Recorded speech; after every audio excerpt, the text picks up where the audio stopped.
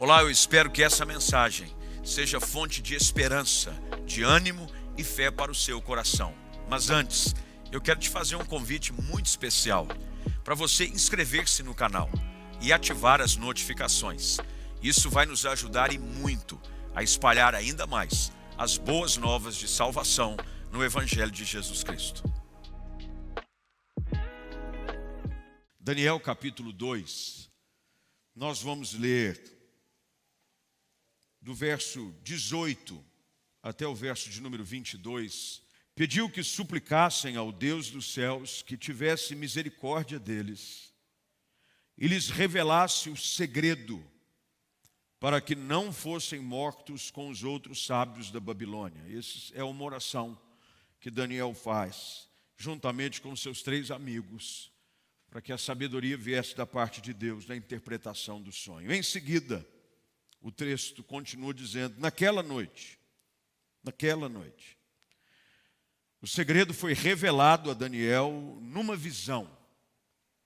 Então Daniel louvou o Deus dos céus e disse, louvado seja o nome de Deus para todo o sempre, pois a ele pertencem a sabedoria e o poder.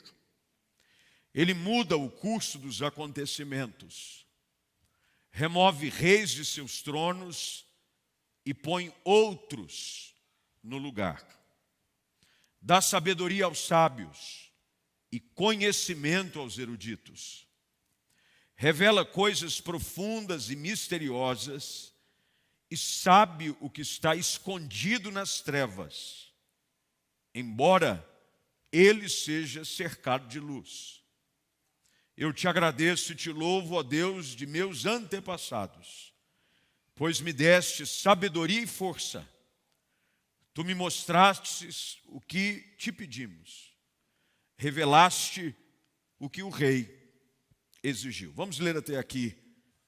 Durante o período que eu estive fora, eu gosto normalmente de, quando saio, buscar algumas literaturas diferentes. Eu aprendi o hábito da leitura dentro do ambiente da minha casa, no qual principalmente meu pai testemunhou com a sua própria vida a importância que a leitura faz na vida de toda e qualquer pessoa. Pessoas que leem, melhoram o seu vocabulário, elevam a sua cultura e também aperfeiçoam a sua sabedoria.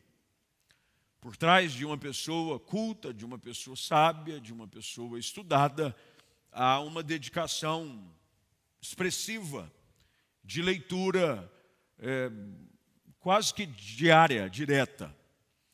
Leitura é algo que precisa ser intencional. Você tem que gostar de ler e você só aprende a gostar de ler lendo. Quanto mais você lê, mais você gosta de ler. E por conta desse hábito saudável, todas as vezes que eu saio, principalmente quando eu vou fora do país, pela facilidade da leitura num outro idioma, eu busco materiais diferentes que jamais chegam, infelizmente, chegarão no Brasil, mesmo com toda a facilidade hoje que se tem na tradução e publicação de materiais, comparado àquilo que acontecia, quem sabe, há 3, 4 décadas atrás, onde o material literário, principalmente no que diz respeito a assuntos teológicos e doutrinários da vida cristã, era mais escasso. Hoje conseguimos coisas melhores. Numa dessas paradas que estive com o pastor amigo, eu fiz questão de parar numa livraria conhecida nos Estados Unidos, chamada Barnes & Nobles. Quem conhece, talvez aí online ou aqui, já deve ter ouvido falar dessa livraria, que é uma rede grande. Quase que em todo lugar tem essa livraria chamada Barnes & Nobles. E eles têm sessões, como toda livraria tem, de assuntos específicos. Entra na livraria, tem de tudo que você imaginar. De culinária a como aprender a jogar bolinha de gude. Tem de tudo. E uma sessão, ela é toda dedicada à religiosidade. E nessa sessão de religiosidade, há vários tipos de religião, inclusive o cristianismo. É para lá que eu vou sempre.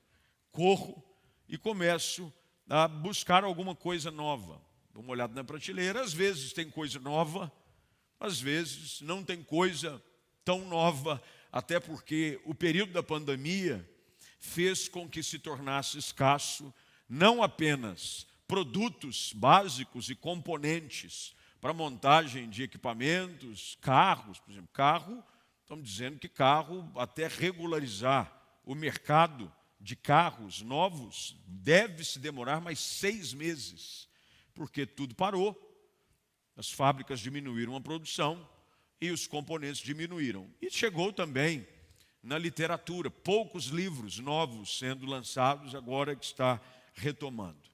E na livraria eu passei, bati o olho, e o pastor que estava comigo, o pastor Manuel, me chamou a atenção para esse livro, escrito por um pastor americano, muito conhecido e renomado dentro da cultura evangélica americana. Durante décadas, ele dirige um programa de televisão e de rádio e é pastor de uma igreja na Califórnia.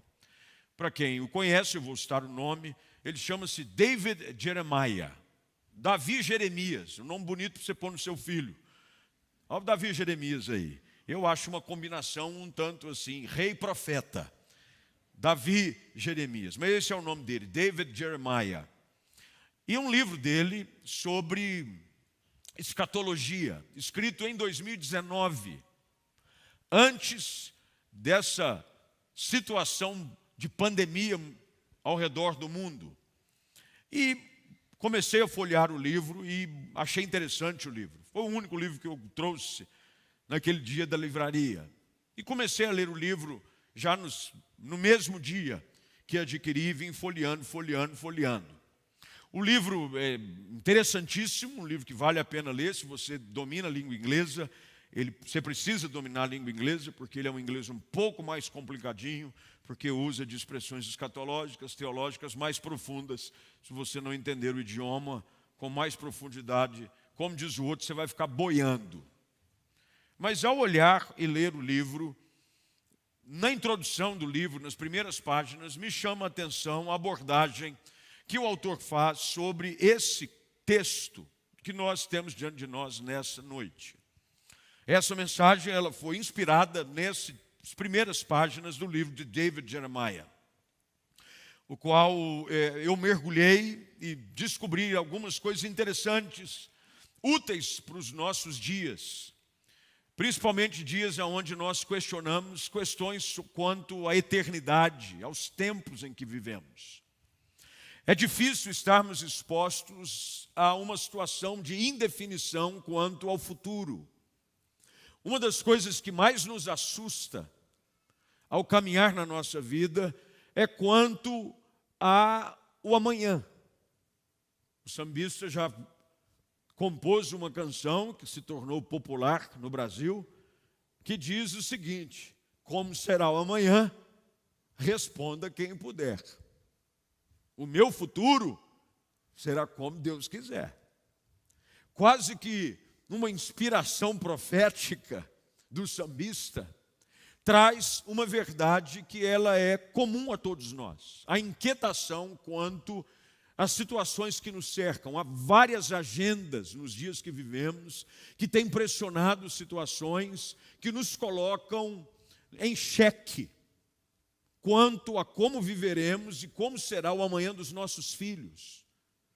Algumas situações de mudança quanto ao posicionamento com relação à família, ao relacionamento matrimonial, ao relacionamento ideológico que por aí existe. Ouve-se constantemente a seguinte preocupação: como será o amanhã que deixaremos para os nossos filhos? Qual será o mundo que os nossos filhos viverão nos próximos anos? Aqueles que têm filhos ainda de colo, aqueles que ainda estão sonhando em gerar, aqueles que já têm filhos na faculdade, estão perguntando-se: e agora? Como é que será a vida? Como é que as coisas acontecerão? Esse assunto também é trazido para dentro da igreja, em vários fóruns. A conversa tem tomado lugar à mesa sobre como é o futuro da igreja, como será o futuro da igreja. Como a igreja terá que lidar com essa nova realidade, esse novo mundo em que estamos inseridos, que não há como fugir deles. Aliás, essa é uma posição muito bem estabelecida pelo próprio Senhor Jesus. Na oração sacerdotal de João, capítulo 17, João não pede para que o Pai os tire do mundo, mas que os guarde do mundo. Nós não vamos sair desse mundo, meus irmãos.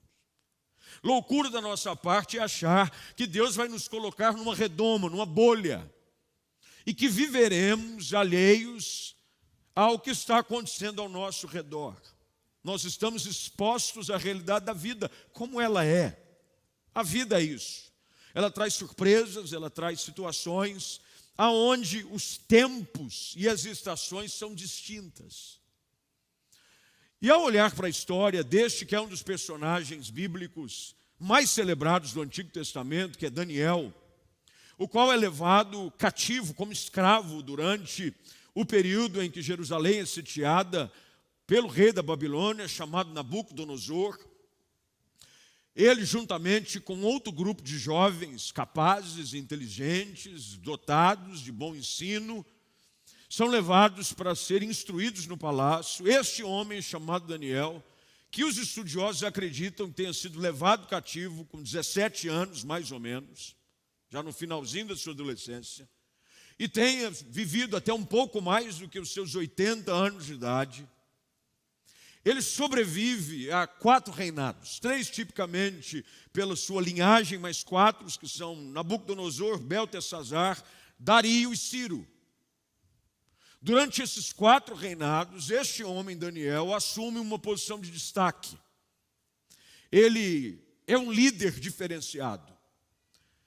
Chega a certo ponto de que no reinado de Nabucodonosor e de Beltesazar, ele é colocado como o 3º homem mais influente da nação.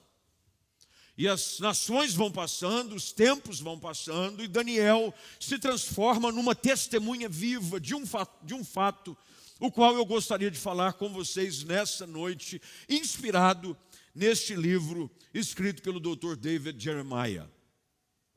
Quando falamos sobre eternidade, este atributo de Deus, que define quem Ele é, o próprio salmista afirma isso de eternidade a eternidade, Tu és Deus. Em outras palavras, o salmista está dizendo, não há tempo sequer que consiga definir a sua existência. Deus sempre foi, sempre é e sempre haverá de ser quem Ele é. Deus é Deus, de eternidade a eternidade. Isso quer dizer que Deus está acima dos tempos que regem a nossa vida na terra. Deus está acima. O seu trono está acima do cronos, do tempo do homem. Antes de que houvesse o primeiro dia, Deus já governava no trono da eternidade. É por isso que quando você lê o livro do Gênesis, você vai ver de que quando Deus cria aqueles que seriam os astros que regeriam o dia e a noite, você vai ver que a expressão que é colocada no livro é: houve tarde de manhã no primeiro dia. Mas era um primeiro dia da criação, não era o primeiro dia de Deus. Deus é eterno. Deus, Ele sempre existiu antes do tempo em que vivemos. Antes de que houvesse a terra, antes de que os seres criados fossem criados, Deus já era Deus. E essa eternidade define a forma como Ele governa absoluto, independente dos tempos ou das estações em que vivemos. É fato de que às vezes as pressões da vida, às vezes aquela que nós vivemos, enfrentamos, situações em família, situações de uma pandemia, situações de uma crise econômica, nos levam a entrar num falso raciocínio de achar de que Deus está sendo pego de surpresa. Como é que Deus vai fazer? Como é que Deus vai resolver esse problema que eu estou enfrentando? E o livro de Daniel, do início ao fim, tem um sublime e transparente trabalho de trazer a visão da soberania de Deus em todos os tempos. O que eu quero que nós possamos compreender à luz desse texto e na oração que lemos aqui, feita por Daniel, é o entendimento que ele tem e que nós precisamos ter também, de que há um Deus que governa soberano em todos os tempos e em todas as épocas, da minha vida, da sua vida e em toda a história da humanidade. Daniel, com todo o relato da sua própria vida e das experiências que ele tem, nos 4 reinados do qual ele participa, sabendo das coisas que acontecem nos corredores do poder. Há um programa de política chamado exatamente assim, nos corredores do poder. As coisas que acontecem nos corredores do poder podem ser surpresas para nós, mas não são para Deus.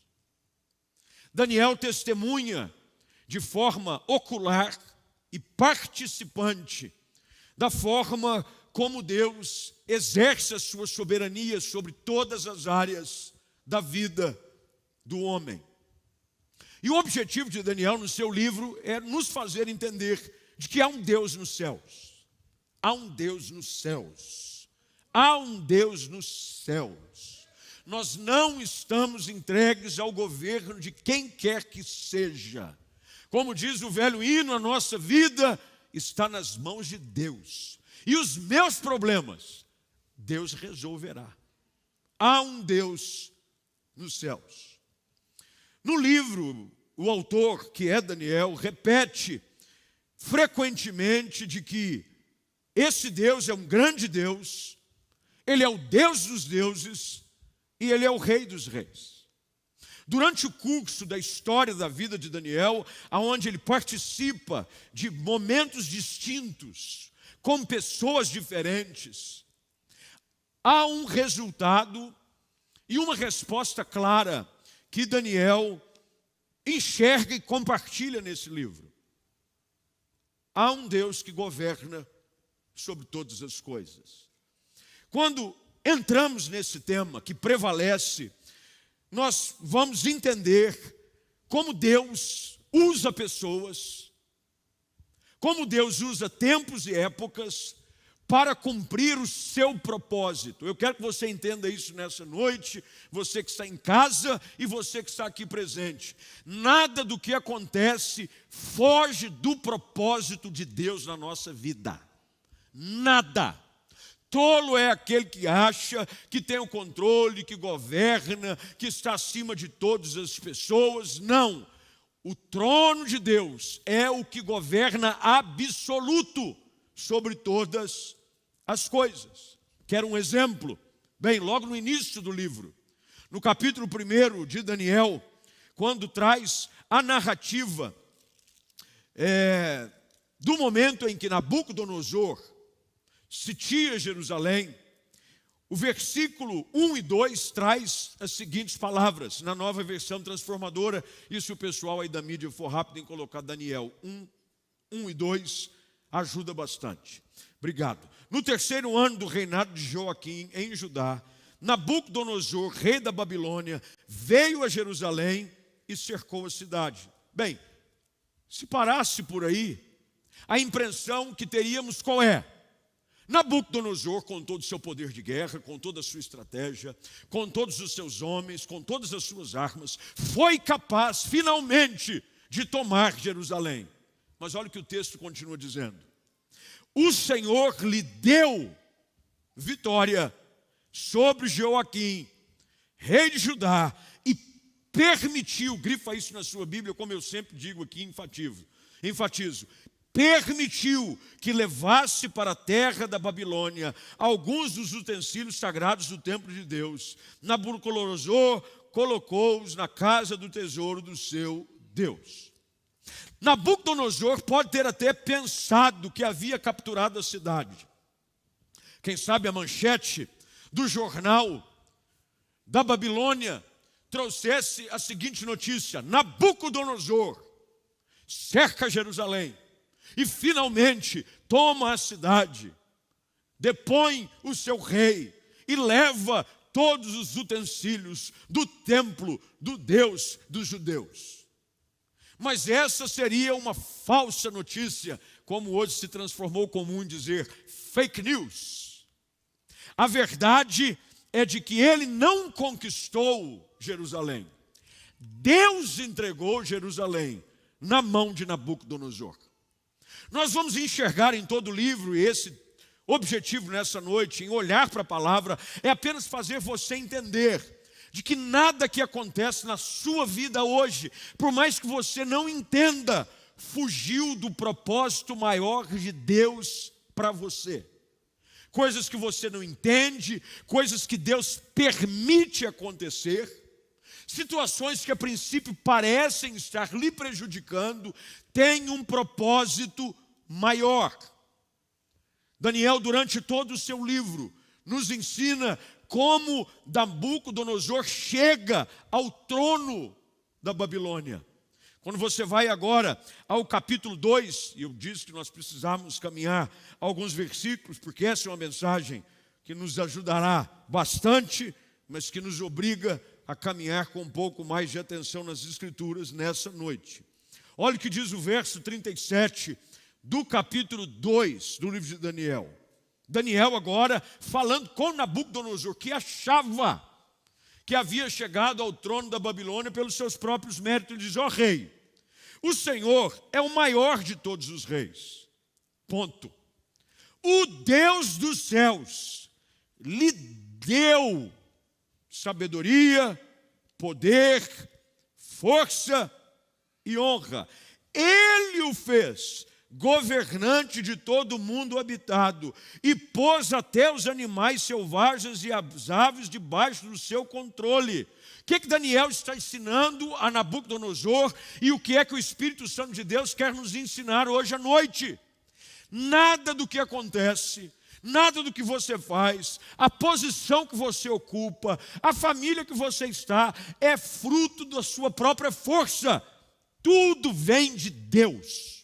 É Deus quem faz, é Ele quem estabelece a sua igreja. É por isso que a igreja jamais poderia ter sido estabelecida se não fosse pela vontade do Senhor. Foi Jesus quem disse: eu edificarei a minha igreja. Não somos nós que edificamos a igreja. Não é o púlpito através da erudição de alguém que fala, de uma boa ministração pela música, de uma estrutura organizacional, por um governo denominacional que estabelece a igreja. Essas organizações não têm sentido se não for pelo pleno estabelecimento da vontade do Senhor. É Jesus quem governa e estabelece todas as coisas. Mais tarde, Daniel fala também agora aquele que substitui o pai no trono, Belsassar.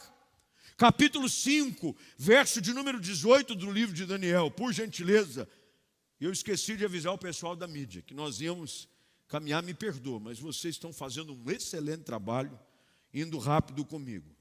Versículo 18, Daniel capítulo 5. Ó rei, e ele está agora falando com outro rei, não é mais Nabucodonosor, é Belsassar.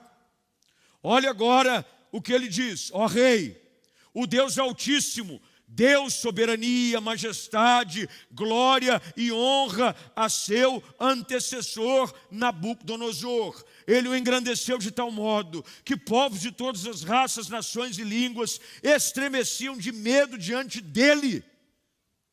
O que é que nós identificamos em todo o desenrolar do texto do livro de Daniel? É Daniel enxergando já agora num novo reinado. Não era mais agora Nabucodonosor, era um novo rei, mas era um novo rei para os homens. Mas quem continuava governando era o Senhor eterno. Como é bom saber de que nós não estamos entregues nas mãos de pessoas. Nós não estamos nas mãos dos homens. Nós não estamos a mercê de governo tal, governo B, governo C, governo D. Meu irmão, e essa é uma falsa impressão que muitos de nós temos. Nós estamos e sempre estaremos nas mãos daquele que governa sobre todas as coisas, para todo o sempre. Quando olhamos para o livro de Daniel, nós percebemos também de que Deus pode, de tempo em tempo, usar até mesmo homens cruéis para cumprir a sua vontade. Pastor, mas que coisa é essa? Como é que Deus pode? Nós não entendemos a mente do Senhor. Às vezes nós queremos encontrar uma solução ou uma resposta rápida para entender aquilo que nós estamos vivendo. O fato é de que nós temos apenas uma falsa e leve impressão do tempo em que vivemos. Mas o Senhor, Ele conhece o início e o fim. Como é que Jesus é apresentado? Ele é o alfa e o ômega. Ele é o princípio e o fim. Tudo é por Ele, tudo é para Ele. Ele governa sobre todas as coisas. Mais à frente, um outro governo é estabelecido, já agora de Ciro, o persa. Um homem corrupto, mas que foi usado como instrumento nas mãos de Deus para estabelecer o reino. Meus irmãos, o que eu quero que você entenda nessa noite é de que você não está entregue ao acaso, ao destino ou à sorte. Deus me trouxe aqui, colocou esse livro na minha mão, para que eu pudesse compartilhar com você uma verdade, de que a sua vida está segura nas mãos de um Deus que te ama, que governa a sua história, que está no controle de todas as coisas e que fará com que tudo coopere para o seu bem e para o louvor da sua glória. Nada do que acontece é por acaso. Nem sempre nós compreendemos como, de que forma, mas Deus continua agindo nos corredores dos palácios, nos governos ao redor do mundo. Assim como Ele fez no passado, Ele continua fazendo hoje. E sabe de uma coisa? Eu não preciso temer o futuro, porque Ele também já está nas mãos de Deus. Nós entramos agora numa nova semana, prestes a entrar no último mês do ano, às margens de um novo ano, e ficamos perguntando como será. Nós, como crentes em Jesus Cristo, deveríamos ser o povo mais calmo quanto a isso ao redor do mundo. Nós não deveríamos ficar ansiosos. Aliás, foi isso que o Senhor Jesus busca ensinar os seus discípulos, quanto à ansiosa solicitude da vida, quanto ao que haverão de comer, quanto ao que haverão de vestir. E Ele mostra, preste bem atenção, há um Deus que cuida dos seus. Olhe as aves do céu, olhe os lírios do campo, nem mesmo Salomão, em toda a sua glória, se vestiu como um destes. Deus provê como um Deus soberano, eterno, cuidador e amoroso, tudo aquilo que o seu povo precisa, e para nós não vai ser diferente. Deus não mudou a sua forma de trabalhar. Deus continua estabelecendo o seu governo, e Daniel em todo o livro vai nos ensinar que nada acontece sem que Ele permita. É por isso que em Isaías capítulo 9, um texto messiânico, quando se é previsto, é um texto profético, é por isso que há uma previsão daquilo que viria a acontecer, quanto ao nascimento do Messias. No verso de número 6 do capítulo 9, há uma informação que às vezes nós não prestamos muita atenção. Nós sabemos o seu nome, qual seria: maravilhoso conselheiro, Deus forte, Pai da eternidade, príncipe da paz. Nós sabemos quem é o seu nome. Mas há um detalhe no versículo 6 que às vezes nós ignoramos. Diz: o governo está sobre os seus ombros. Quem governa é Ele. E quando você se coloca debaixo do senhorio de Jesus, não há mais por que temer. Sua vida está segura. Ele governa a sua história. Ele governa o seu casamento. Ele governa o seu hoje. Ele governa a sua história. O governo está sobre os seus ombros. Deus continua governando. Nós, como crentes em Cristo Jesus, deveríamos viver isso com uma paz que excede o entendimento. É por isso que Jesus foi dizer: deixo-vos a minha paz. A minha paz eu vos dou. Eu não vou lá dou como a dá o mundo. O mundo dá uma paz falsa, que é circunstancial. Se tudo vai bem, eu estou em paz. Se as coisas acontecem como eu gostaria, eu fico tranquilo. Mas quem está debaixo do governo do Deus soberano, por mais que as circunstâncias queiram me convencer do contrário, eu continuo dormindo tranquilo, porque sei que nada foge do controle das mãos daquele que tudo governa. Daniel passa por todos estes reinos para nos ensinar de que não há por que ficar correndo de forma frenética, desenfreada, de um lado para o outro. O que é que eu vou fazer? Como é que vai ser? E a família? E os filhos? Meus irmãos, tudo o que acontece é pela vontade de Deus. Nada foge do seu controle. Daniel chega na Babilônia, um adolescente, vive décadas dentro dos palácios. E durante todos os seus anos de cativeiro, ele então pode testemunhar para agora, através deste livro, finalmente, afirmar a cada um de nós, de que Deus não somente governou sobre o período em que ele estava vivo, mas Deus o visita dando a ele revelações futuras do que continuaria a acontecer.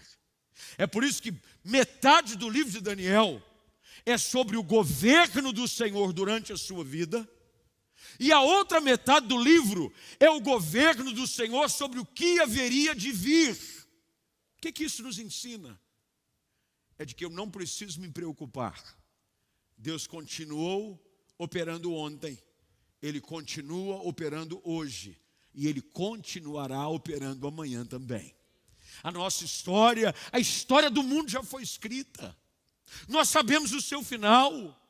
É por isso que Daniel agora começa a registrar. Ele viu a crueldade de Nabucodonosor, ele viu a presunção de Belsazar, ele viu a arrogância de Ciro, ele viu como Dario agia.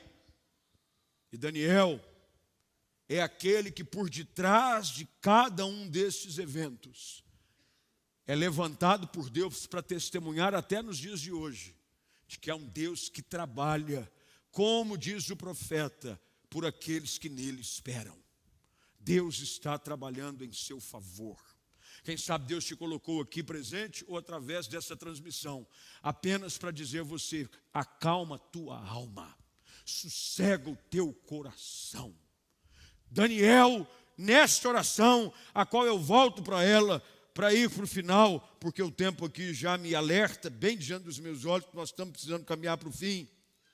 Na oração de Daniel, a qual lemos, ele diz: louvado seja o nome de Deus para todo sempre, pois a Ele pertencem a sabedoria e o poder. A sabedoria e o poder pertencem a Deus. Ele sabe de todas as coisas. E Ele tem o poder para fazer tudo conforme aquilo que Ele deseja.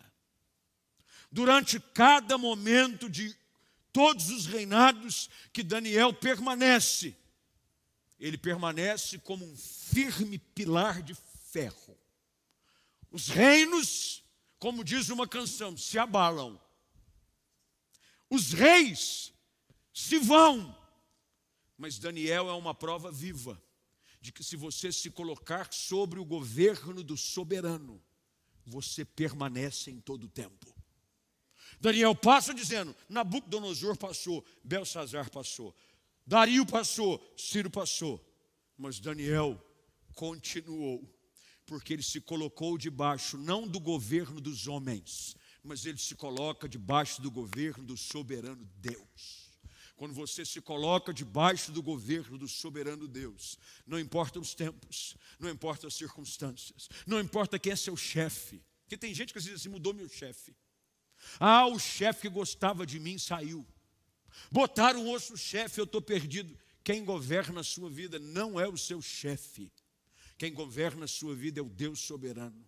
Pode entrar chefe, pode sair chefe. Pode mudar a situação, você pode mudar de empresa, você pode mudar de trabalho. Você pode ter situações em que as circunstâncias te forcem, a princípio, a viver. Mas Daniel Diz agora no verso de número 21 do capítulo que nós lemos: Deus é quem muda o curso dos acontecimentos. Ele remove reis de seus tronos e põe outros no lugar. Hoje à noite, o Espírito Santo de Deus quer que você ouça atentamente essa verdade milenar que tem sido ecoada através dos séculos pela ação do Espírito Santo para a sua igreja, através da sua santa palavra, para que você entenda de que a sua vida só estará segura se o governo dela pertencer a Jesus Cristo. Você não vai precisar temer os tempos, os modos, as estações, o que está acontecendo, o que virou, o que estão falando contra você, o que estão armando, nada. Você poderá fazer da canção que eu já citei muito mais do que uma música de domingo. Você pode transformá-la num hino para a sua vida. A minha vida está nas mãos de Deus. Deus governa a minha casa, o meu casamento, os meus filhos, o meu trabalho. Cada dia, cada segundo da minha vida, ele é sustentado pelo Senhor. Daniel é essa prova viva de que há um Deus que nos ama e que não nos deixa à mercê de pessoas. Deus quer que nós nos prostremos diante dele. E diante dele apenas nós nos sujeitemos, dizendo: a ti, Senhor, é o governo, o poder, a glória, a soberania, pelos séculos dos séculos. Amém. Quem governa a sua vida? Quem é que é soberano sobre o seu coração? Você continua escravo das circunstâncias? Você continua se rendendo e se prostrando de acordo com as estações e das mudanças que acontecem? Você é alguém sazonal, que é essa expressão? Alguém que de acordo com a estação muda? Ou você é aquele que o salmista diz que é plantado junto a ribeiro de águas, cuja folhagem não murcha? Ele está querendo dizer: vem o inverno, eu estou de pé. Vem o calor forte do verão, eu estou de pé. E ele dá fruto o tempo todo, porque quem o sustenta não são as estações da vida, mas é o Senhor que criou as estações da vida, que é aquele que diz: se você estiver seguro, confiando em mim, você poderá ter a mesma visão que Isaías tem ao registrar no capítulo 6, a visão no ano da morte do rei Uzias. Eu vi o Senhor. O rei havia sido morto, mas no ano em que um homem é deposto do trono, ele olha para os céus e vê o Senhor assentado no seu alto e sublime trono, governando todas as coisas, independente das circunstâncias, independente das estações, independente das notícias contrárias, independente do diagnóstico. Deus continua soberano sobre todas as coisas. E Ele quer reinar sobre o seu coração. Ele quer ser Senhor sobre a sua vida. O governo que está sobre os seus ombros quer ser estabelecido sobre a sua casa, sobre a sua vida, sobre os seus negócios, para que você agora possa deitar tranquilo, como o salmista, o grande rei Davi dizia: eu me deito e logo pego no sono, porque eu estou assentado sobre o trono de Israel. Mas quem governa a história de todas as coisas é um trono que está acima do meu, que foi aquele que estabeleceu o trono de Davi e que governa seguro sobre todas as coisas. Quem governa a sua vida? Você está ainda à mercê das estações e dos tempos?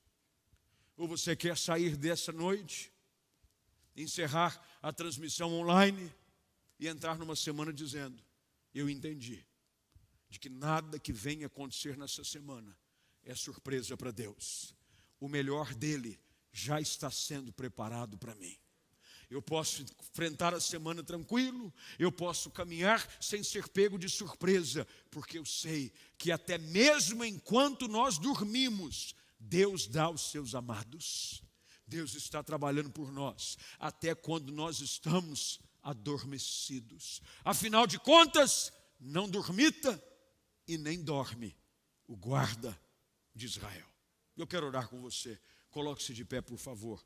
Feche seus olhos e curve a sua cabeça.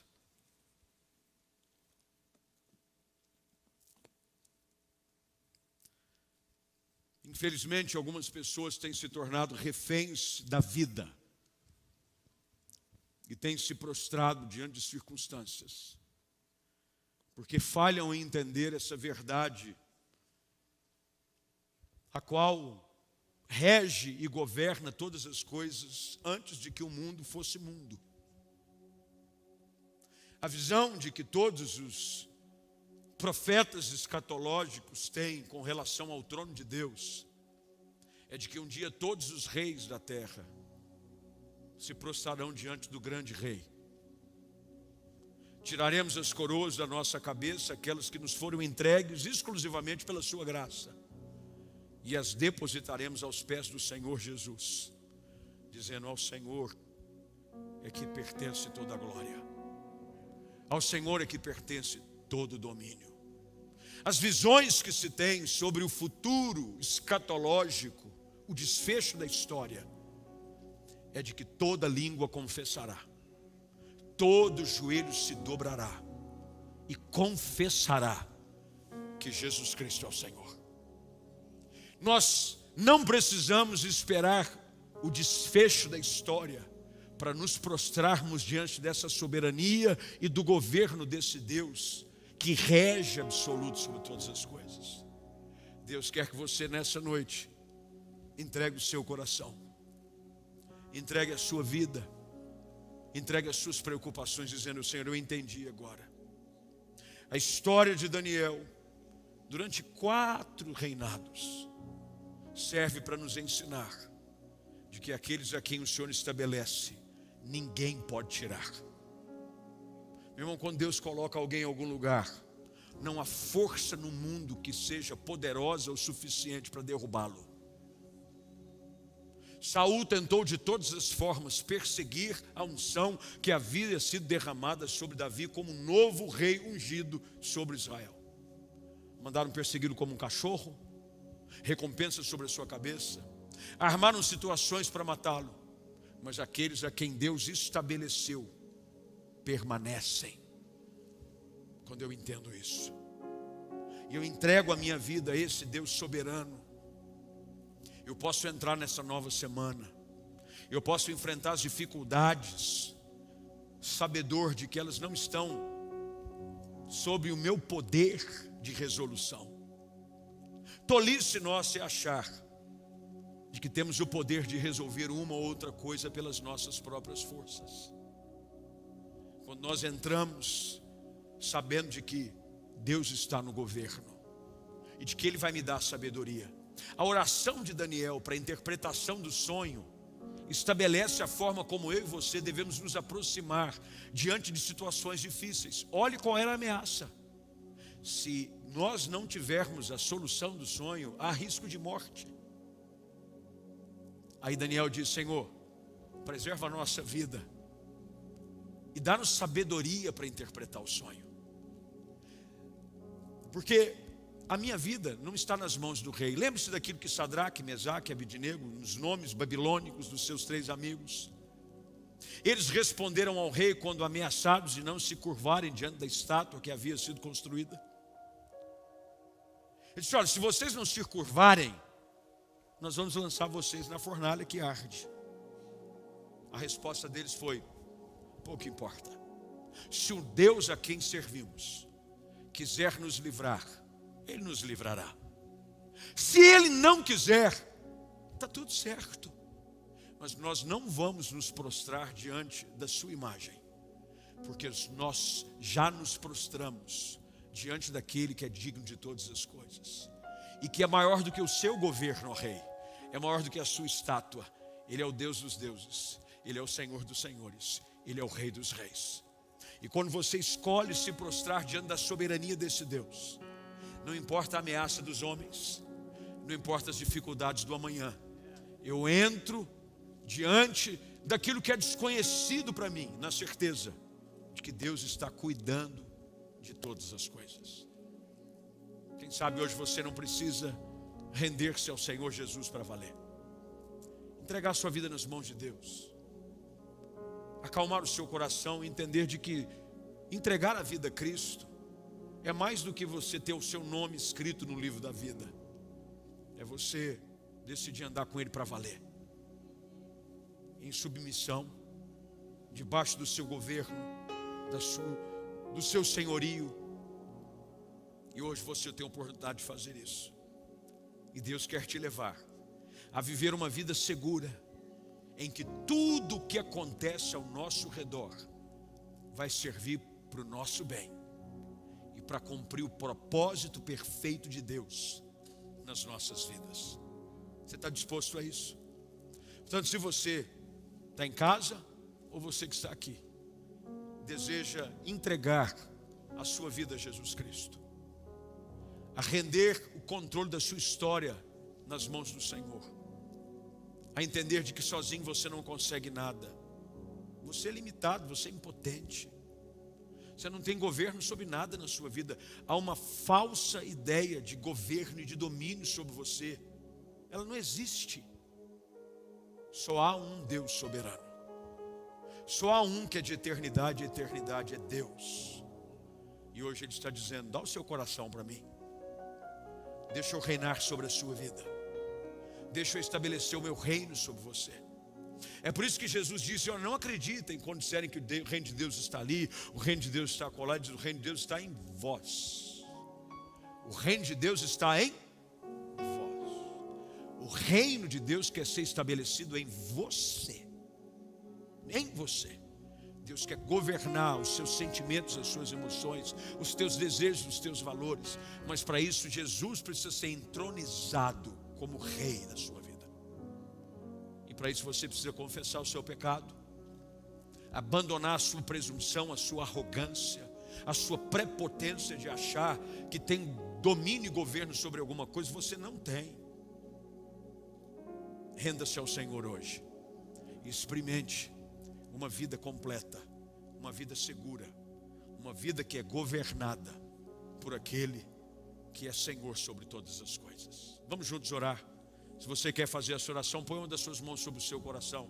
Em casa da mesma forma. E eu queria que você repetisse comigo essa oração o mais alto que você pudesse, tá bom? Não quero que você ore baixo, não. É uma oração de entrega. E ela tem que ser uma entrega audível, real. Em casa, repita alto também. E diga comigo essas palavras: Senhor Deus, eu ouvi tua palavra e reconheço que sem ti eu nada sou. Tu és o único Deus, o que governa absoluto sobre todas as coisas.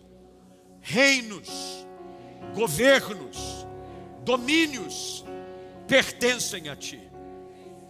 E nessa noite eu venho te pedir: governa sobre a minha vida. Perdoa os meus pecados. Lava-me com o sangue de Jesus. Eu hoje confesso e declaro que Jesus Cristo é meu Senhor e meu Salvador. E a partir de agora, eu vou viver para ti, para a tua glória. Que o teu governo venha, que o teu reino seja estabelecido na minha vida, para todo sempre, em nome de Jesus. Amém e amém. Dá um aplauso bem forte ao nome.